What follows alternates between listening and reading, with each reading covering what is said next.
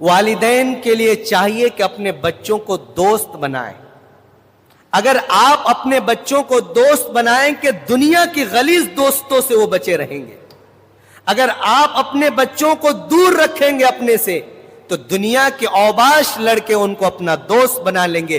پھر تمہارے بچے تمہارے ہاتھ سے نکل جائیں گے. اگر ان کو قریب کرنا بھی چاہو گے تو بہت مشکل ہو جائے گا. اس لیے اللہ کے نبی نے فرمایا کہ جس طرح تم اپنے دل کی باتیں اپنے دوستوں سے شیئر کرتے ہو تو دوستوں کے بجائے اپنی اولاد سے اپنے دل کی باتیں شیئر کیا کرو. اپنے اولاد سے تھوڑی سی ہنسی مذاق کیا کرو. اپنے اولاد کو اپنے سامنے بٹھا کر ایک دسترخوان پر کھانا کھاؤ. اپنے اولاد کو کبھی کبھی اٹھا کر کے دو.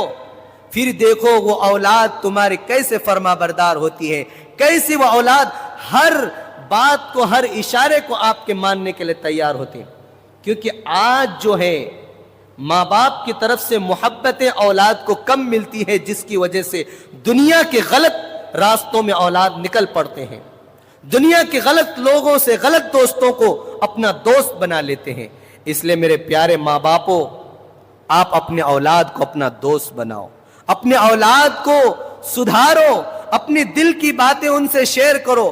تھوڑی سی ہنسی مذاق ان سے کرو تاکہ وہ دنیا کے غلط دوستوں کو چھوڑ کر آپ کے سامنے, آپ کے ساتھ بیٹھنا پسند کرے.